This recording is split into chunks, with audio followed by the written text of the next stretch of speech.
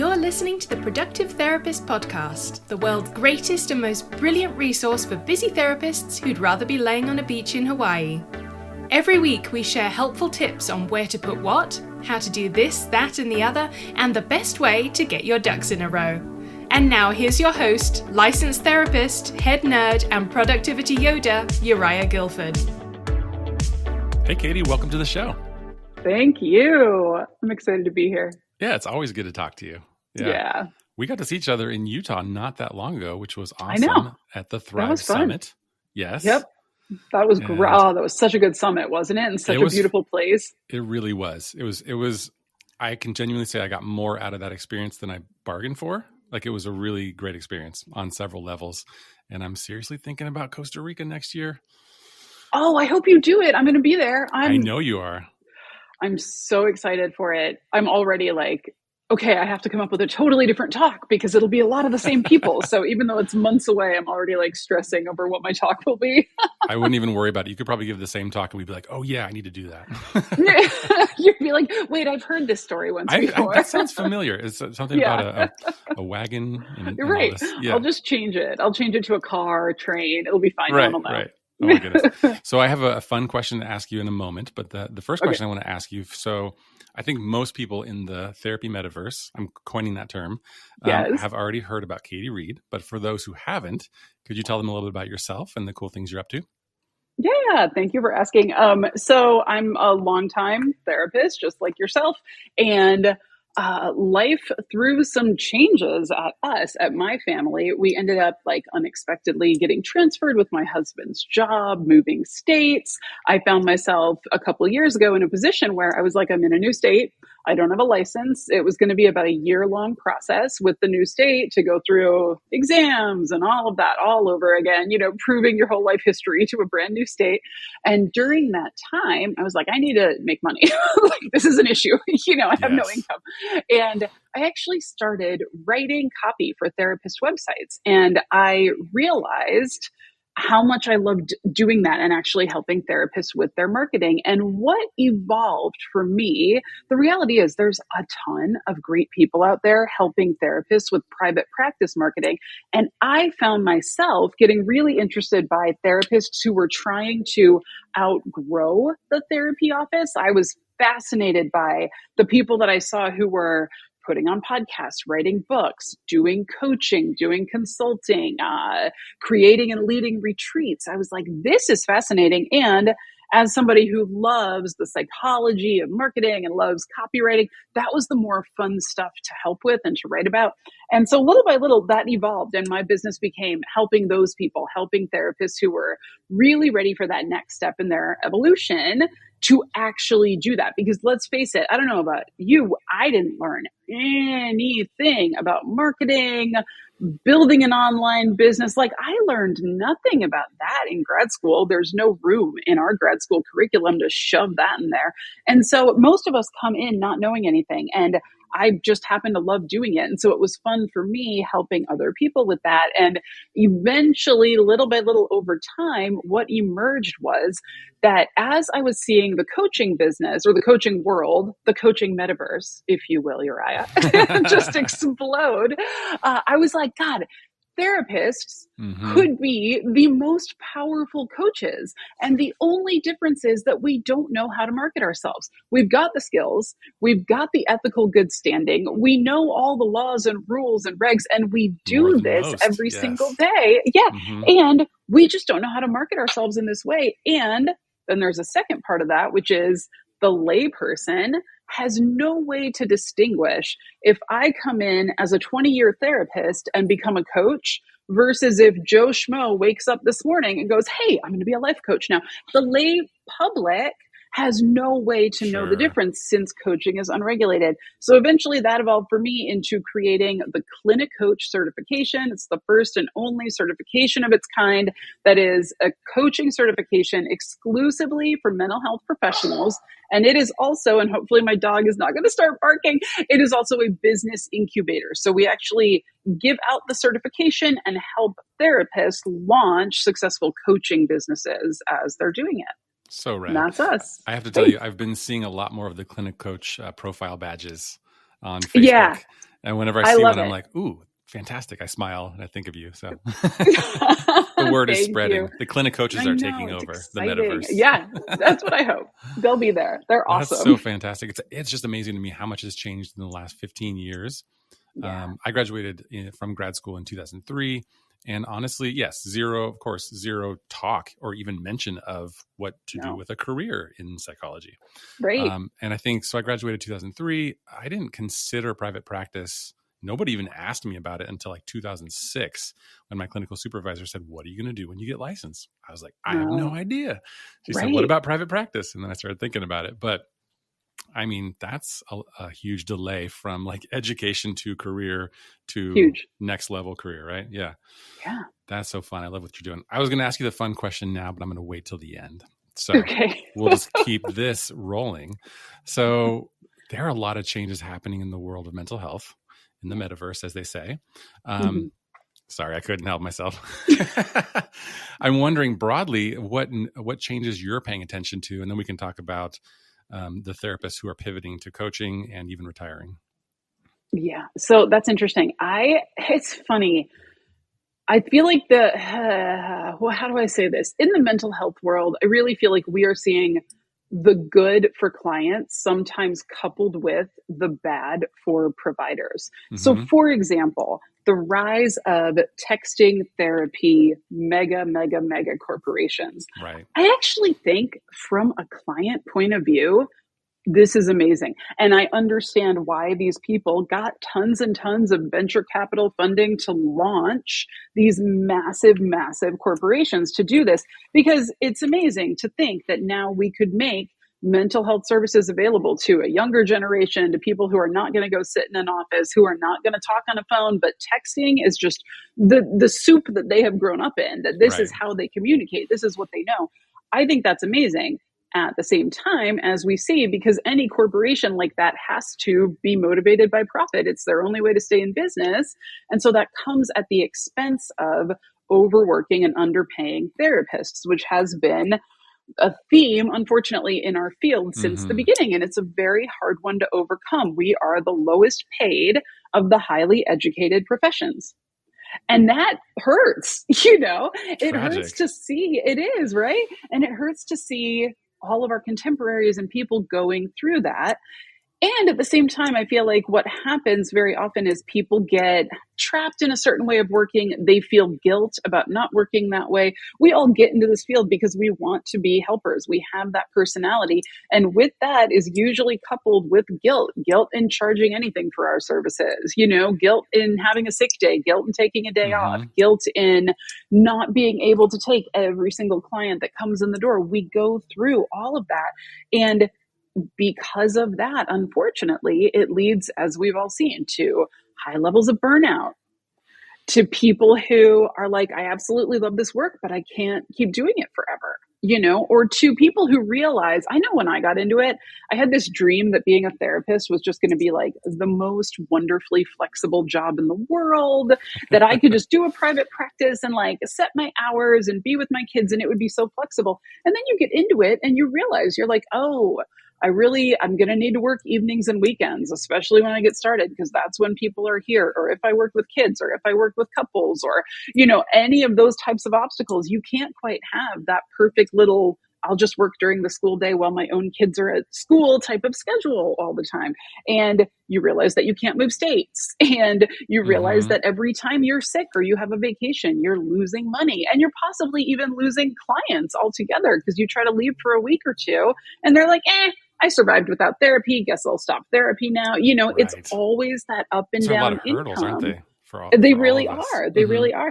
And so all of those things I see as challenges. And it's interesting because you said the word retiring, which of course we all think is 20 years away, but I know more and more people who now consider themselves retired as therapists because they've stepped into that next evolution, whatever that looked like for them. I'm actually curious for you. Do you still see clients, or do you consider yourself retired now? I know you have a group practice. Tell us your story, Uriah. Let's turn the tables here. That's funny. Not too long ago, my daughters said, Dad, like, we've always told people that you're a therapist. My dad's a therapist. Now what do we say? Because I'm quote unquote retired. I no longer see clients since December of 2020. So it's been a good span of time. So I was trying to help them come up with some other word. And like, I don't Juggler. I don't care for the word entrepreneur because it's just like hard to spell. Too much. Yeah. It's a mouthful. It is. So I think we came up with something. I don't remember what it was, but yeah, I stopped seeing clients almost 2 years ago, going on 2 years, year and a half, and for a number of reasons. And, I think every therapist that quote unquote retires has a different story, slightly different. But one of the posts that's coming up that I'm going to write is called The Confessions of a Retired Therapist. So hopefully that will live up to the title. The enticing title. Yes. Yeah. And so I guess there was a number of reasons for me. I just felt like my skills and abilities were more useful in growing my group practice and in growing productive therapist. And I just did it for 20 years, seeing basically the same population. And I grew out of it, honestly. Right.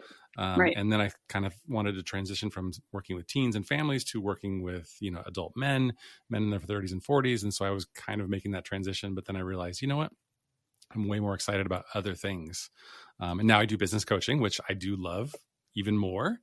Every once in a while I miss therapy, and like I'll get a phone call from a previous client that I really loved working with, and I'm just like so torn. But I've stuck to my no, Katie. I've stuck to it. Good for you.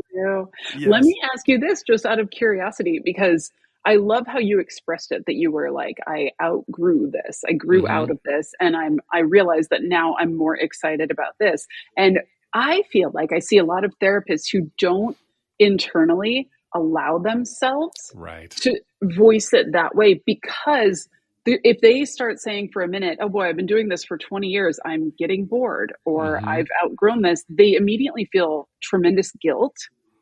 Did you go through that at all? Or was it just a pretty natural evolution for you? I think I had a mini identity crisis because nobody goes through 6 to 8 years of grad school and then 3,000 hours or whatever you have to do, the gauntlet, and then all the hurdles that you just mentioned a minute ago, and doesn't fuse their identity with their career and with their title. And then some guilt around, I think I was actually one of the best teen therapists in this area. There's not very many, so it's not like I was super good, but and so don't say that. And some of my favorite referral sources would say they were bummed that I was no longer available. So there was a little bit of that. And so I did struggle with that for a little bit, and then I got through it and have been happy as a clam.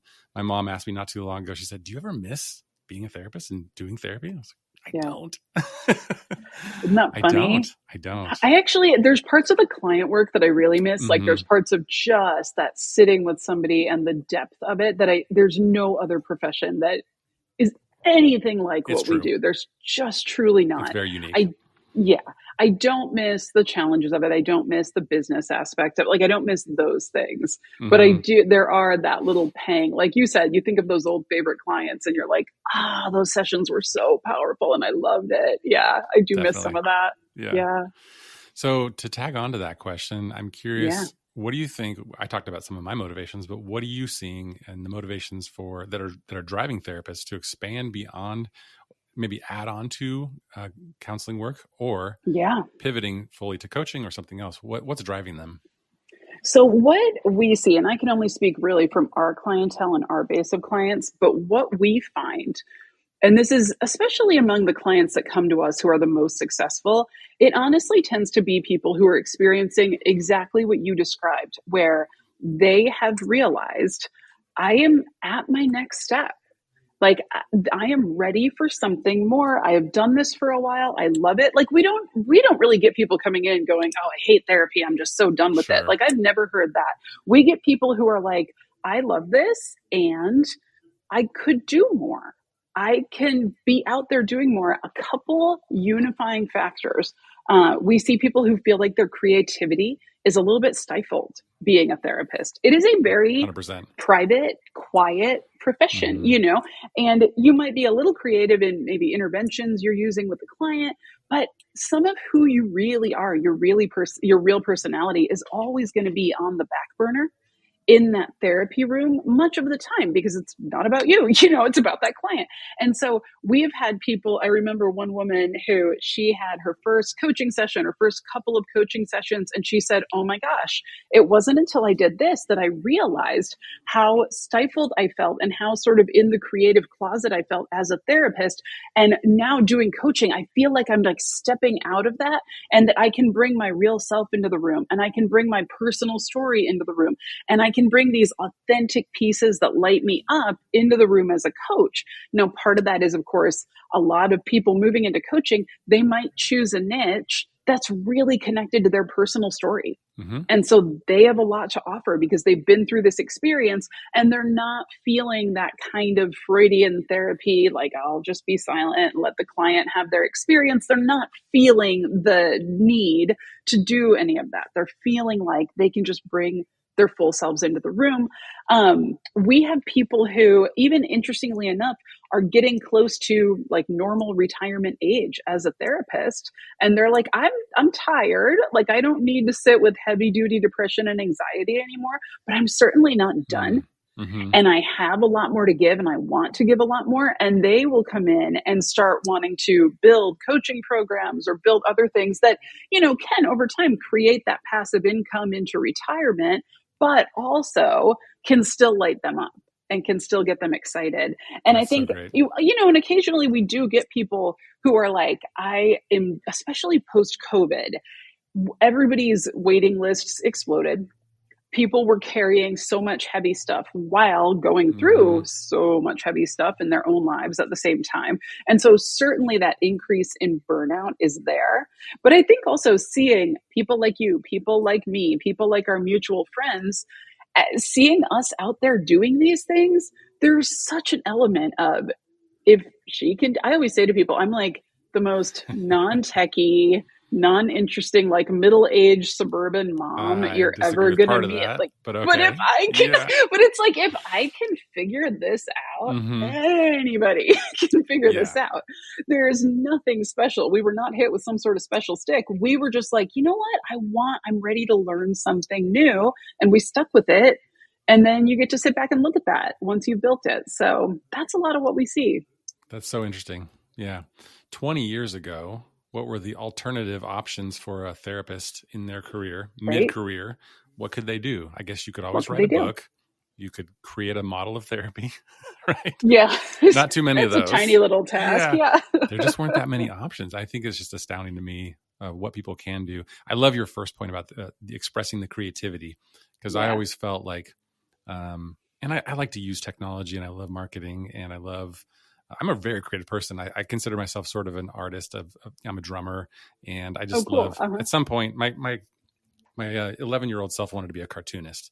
So in my 40s or maybe 50s, I'm going to start a cartoon strip. So, that's great. I've got all this creativity, and I do feel like over the course of my therapy career, I definitely had to mute that. And there were also a lot of restrictions and rules, understandably, around HIPAA and whatnot, that limited me from doing certain things. Yeah. So I love not having to do those things anymore. Well, it's interesting you say, and that's spot on. And it's interesting you say that. Definitely some of the clinic coaches that come in, they are people who are a bit more woo, a bit more spiritual. And they feel like they really have to squash that part of themselves to be a therapist, in like the official therapist way.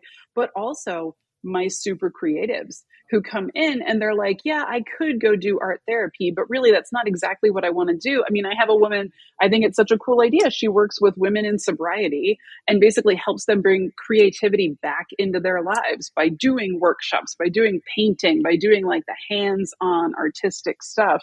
And that's a harder thing to do when you're a therapist. It's hard to market it that way. And you don't necessarily want people who are really at that clinical level of need. You want to be able to have this workshop with people who are functioning a little bit higher. It's not a clinical level of need, but your clients are at that place where they're ready to really advance their lives too. And you get to be there and be like the Sherpa for it as a coach. That's fun. That's fun. So many good ideas about how to help people live healthy lives and have good relationships. Yeah. Therapy is not the only solution, but it is one of the best ones. That is so cool. Absolutely. I love talking about all these ideas because it's just, it's just neat. It's actually neat seeing what your folks coming through your program are doing and the specialties that they're choosing.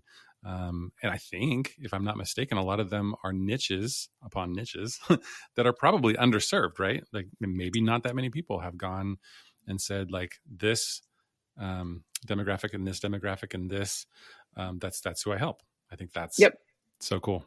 And then the marketing gets easier too, right? Yeah. As you get really clear. It's so true. So what about a situation where you've got, this is somewhat related to me, but not totally. You've got a group practice owner who's been a therapist for a long time, has a group of associates working with them and for them. They retire from providing therapy. They've got creative ideas that they want to do.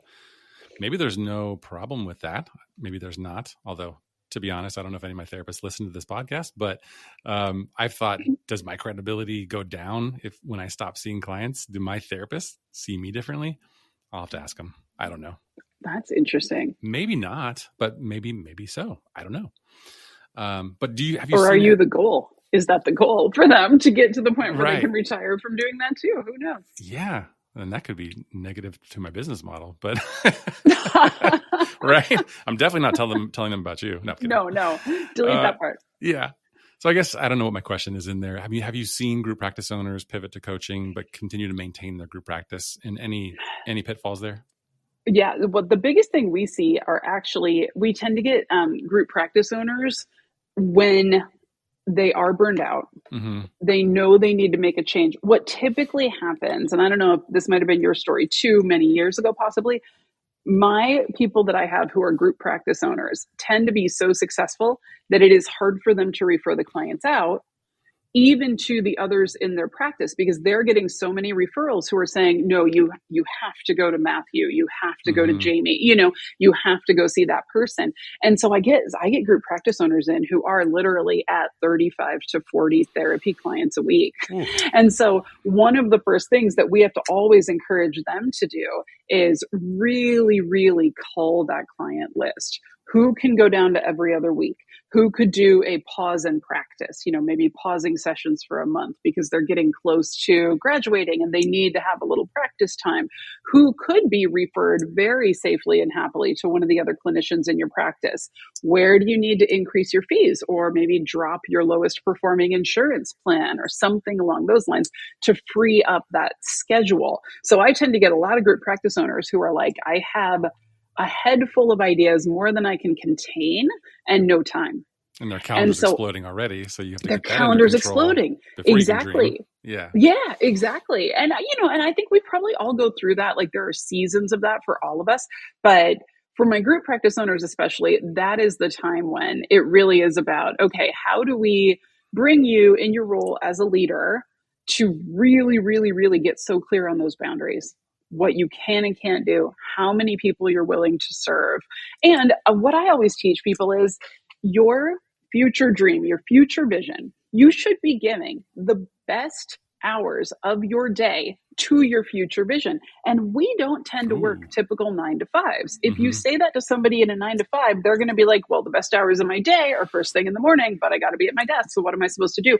We don't have that. We don't have that restriction. So if the best hours of your day are, let's say, 8 to 10 a.m., you really can say, I'm going to block off 8 to 10 a.m. and I'm going to use that time to create my future vision, to create the better life that I'm moving towards. And instead, what often happens, and I'm guilty of this too, is you wake up, you check your phone, and immediately you're in the emails and the details and the this, and you forgot that, and somebody's waiting on billing, and like all these little things. And before we know it, our best hours of the day have been given to kind of the detritus of life, right? Like all the little crap has just taken over that really, really vital brain time.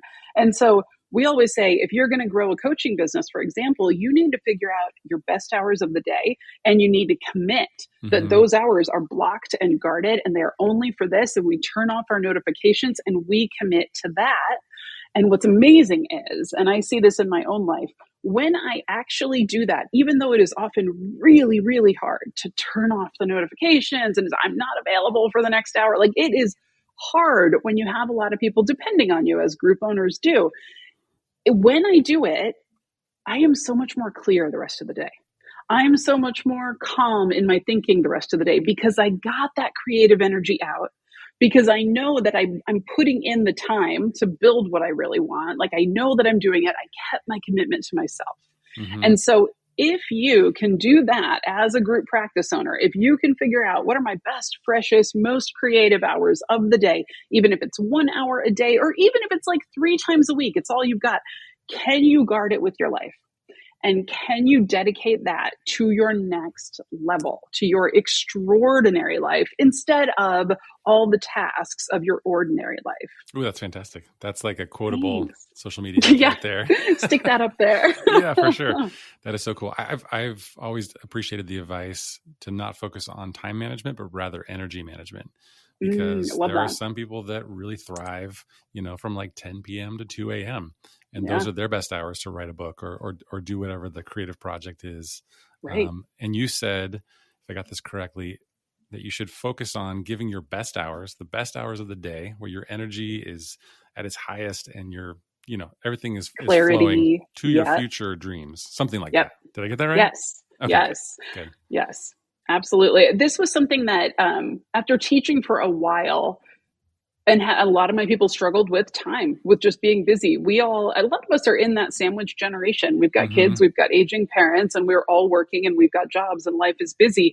And that's when I realized, like, oh, you know what? If I can do this for myself, and I'm starting to do this naturally and instinctively for myself, I need to teach this to all of my clients. And it really is, when people hear it for the first time, it is that aha moment. Mm-hmm. And it can make a huge difference. And the whole question becomes, okay, if you're out there listening and you've had the aha moment, what action do you commit to take right now? Can you block off that time tomorrow on your calendar? Can you block it off on Saturday morning on your calendar? What is it going to be where you know what your dream life is? And if you don't get it done, and it's not, I'm not going to sit here and be like, it's just easy, and from now on, every day from 8 to 10, you need to do this.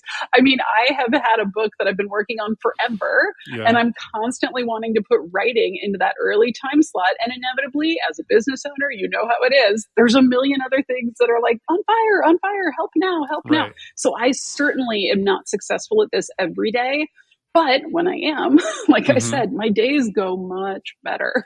It's not easy, but it's simple, right? That's exactly right. Exactly right. That's the trick. And the most important things are often pretty simple, and you know what you need to do. Yes. It's just a matter of it's not rocket science. Right. Exactly. And it's an outcome of everything that you just talked about is that if you do that consistently enough, or even inconsistently, you will make progress. Like, you will actually get things done, and you won't be sitting there in 2 years or 5 years going, I wish I had written that book. Yes. Why didn't I write the book? I just never made it happen. I didn't have the time. Not true. You didn't make the time. Right. Yeah. Those are some of the things I love to talk about with the folks in Focus Club, because it's all about accountability and support to reach your big dreams and goals. Because it's so easy, like you said, just to get caught up in everything. And the more you've got, the more plates you got spinning, the more kids you got, the more businesses you have, honestly. It'll take over your life and eat your calendar. Well, and it's an interesting thing too, that I have been writing a lot about this lately, is that often the things that we have you ever read The War of Art by Stephen Pressfield? Yes. Such a good book. Everyone needs to read it. And he talks all about resistance as this universal force that we all experience. And resistance is the thing that keeps you from sitting down to write the book, the thing that keeps you from, writing a song if you're a musician, or just doing the thing that, like, your soul, your creativity wants to go do. And this sort of universal force jumps into all of our brains and stops us from doing it. And I have been just in my own thinking and writing lately, writing about this and writing about how often the things that I have the most resistance to are because I have a strong emotional connection to whether or not I'm going to succeed. Right. And because of that, I have more resistance because I have more fear of failure. And so I don't take action because then I don't have to face the fear of failure. But other areas of my life where I don't necessarily have such a strong emotional connection to, like, but will I succeed? Will I do it? Will I do it? Those areas, I'm able to take something that I want to have become a daily habit and just make it a daily habit without a lot of resistance. And so it's interesting. I was like just journaling the other day about how, okay, so the trick is to take the things where you've got this emotional attachment to the outcome and figure out, how can I make this as mundane a daily habit as brushing your teeth or taking a shower? How can you make it such a mundane daily habit? Because then, just like you said, when you do that, the progress happens. Yeah. You don't have to babysit the progress anymore. It just happens over time. So I would imagine that also means if you've got something that you're facing resistance over, that might be the thing that you should do, maybe. Right? So you should read the book. You should definitely read the book. I'm going to reread that book, because the other one I'm he wrote, rereading it lately. Yeah. I feel like he wrote pressing in. The War of Art, and then what was the second title? It was a really good one too, but the first one was the one that I just loved. Turning Pro. I think that was the second one. Yeah. I don't know why pressing in is not the title. That is the kind of book that you can read frequently 100 times, because the struggle doesn't go away. If you and I were to, we've been very successful in the things that we've done, that's fantastic. But if you and I were to start over and do something different, we would face all those same things.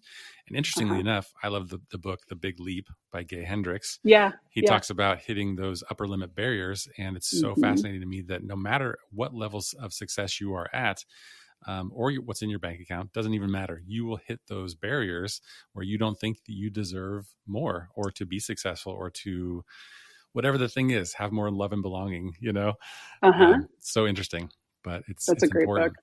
Important. Yeah. So one of the final questions I want to ask you is this: what do all ridiculously successful therapists have in common?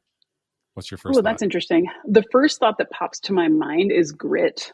Honestly, it's a tough career. We spend years, and I don't know, I spent like $100K to get licensed and go through internships and all of that. So we spend years of our lives, a tremendous amount of money. We spend hours upon hours upon hours studying, worrying about clients, all of those early days in agency work, like a lot of us probably did, where I would literally go home at night and like one of my clients would have a new diagnosis and I would be with my books trying to read and understand this diagnosis. And, we spend so much of our life force trying to be good at this. Then we get out there, we've got to figure out, how do you run a business? How do you how do you get furniture for an office? Like, how do you get all the millions of little forms and numbers and all the things to be legally compliant? Like, how do you do all this?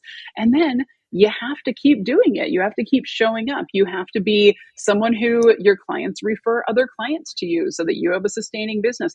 All of those things take a tremendous amount of grit. And so that's just the first word that comes to my mind. There's a lot of other wonderful qualities you can have: empathy, intuition, all of the great things that help us really connect and do very deep work. And you also just need the grit to even be able to get to that. You can't succeed without it. And if you have achieved licensure, or even you're almost there, you are already a gritty therapist. Absolutely. Absolutely. Oh gosh, when you think, those are some of the hardest years of your life that you are working through, that you're being paid pennies, if anything at all. Absolutely. And that quality translates for therapists that want to move into coaching too, because you need that there. You do. Well. Right. Yep. Yeah.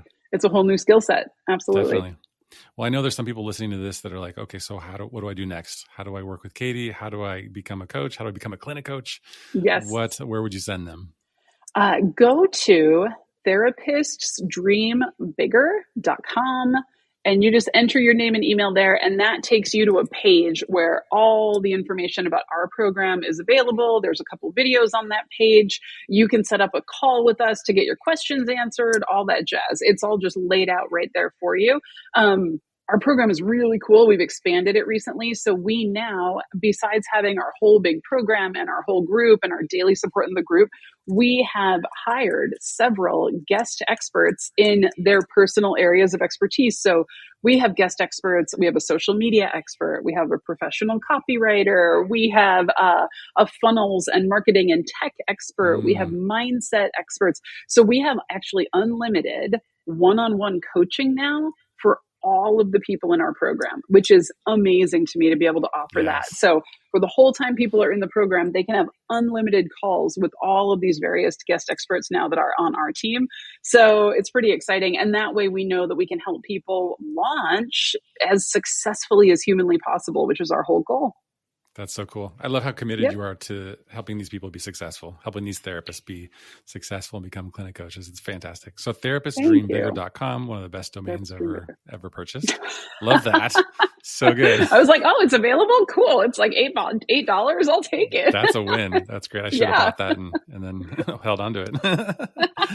So great. Thanks so much, Katie. It's always a pleasure to talk to you, and I appreciate you taking the time. Yep. Great to see you. All right. You too. Take care. Bye. Bye.